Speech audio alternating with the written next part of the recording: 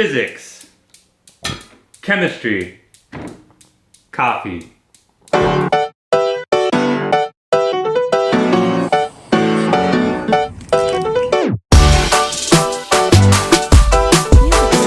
Being a science nerd, consumer of coffee, and someone who repeatedly makes his own life more difficult than it needs to be, I'm proud to present to you my vacuum pot siphon coffee maker.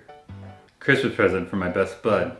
It was almost 200 years ago to the day. Some French lady from France invented the vacuum siphon coffee maker. The simple design she came up with allowed people to brew a cup of joe without relying on some fancy, expensive mechanism, some metallic machine. Instead, you just use this thing. Some fancy, expensive glassware. Is that supposed to happen? Why don't we brew a cup of coffee and we'll find out how it works. This is the coffee I drank before the coffee.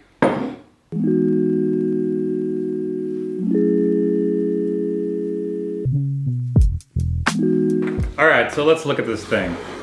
We've got the glassware on a stand.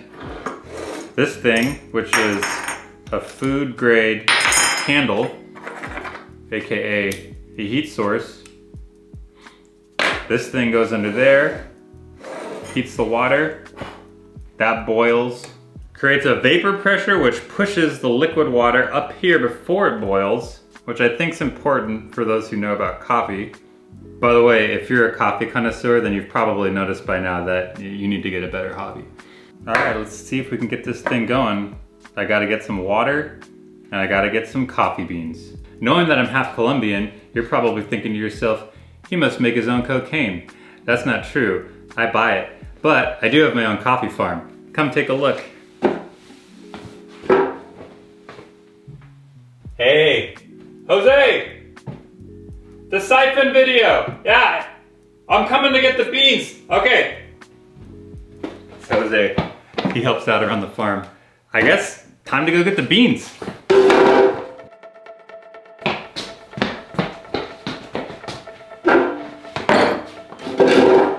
I got the beans. Okay, before we get started, these came from my farm. Jose got them for me. Before we get started, I just want to say that this is probably going to be the most interesting and meaningful cup of coffee that I've ever drinking in my life. Because it connects all the things, the physics, the chemistry, the making life more complicated, and it's supposed to just actually extract more flavor than the average coffee brew. So I just want to set the anticipation and basically kind of pump myself up to get ready to experience something that I'm not even sure if I'm ready for. I didn't expect this. This is something that was gifted to me, and I'm just trying to do my best to prepare. Like I said, if you're a real coffee connoisseur, you know, you grind your own beans, you get a fancy bean grinder, you get it down to maybe a coffee grind texture, consistency, size, grain size. A lot of people use coffee as a reference point for their coffee. I like to use salt. Before people get too crazy criticizing me for not having a good bean grinder, I grind my own beans with a mortar and pestle, old school. Now you're gonna wanna use a number of grams of coffee beans proportional to the amount of water you use. Since I'm Colombian, I don't have to weigh that. I can just feel it.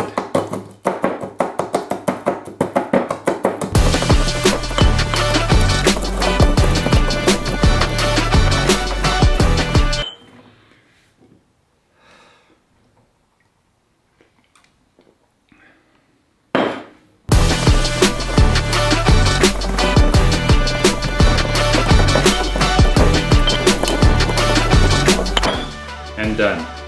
Let me show you what it looks like. Can you, I don't know if you can see, you'll see. There we go. I got the water. Technically, you're supposed to worry about how much coffee you put and what temperature it's at, but I'm Colombian, I don't need to worry about that. I'm just gonna go for it. We've got the water, we've got the coffee, grown on my farm. Thanks, Jose. And we got the heat source. And now we brew coffee. Kind of excited.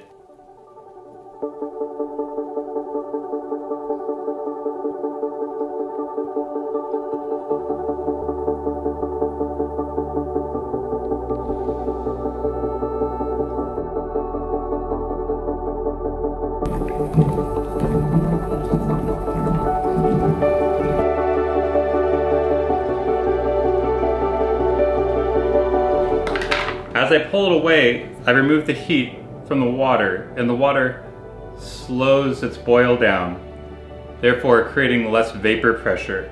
The vapor pressure is what's keeping that liquid water up in this second reservoir. So, the further away I pull the flame, the less heat transfer there is, and eventually the water will just settle back down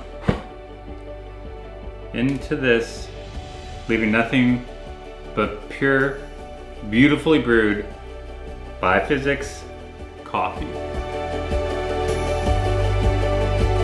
In good engineering, one part usually does more than one thing.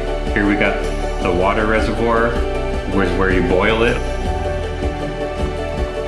and that's where the coffee ends up. It's a good design. All right, let's pour ourselves our first cup of siphoned coffee.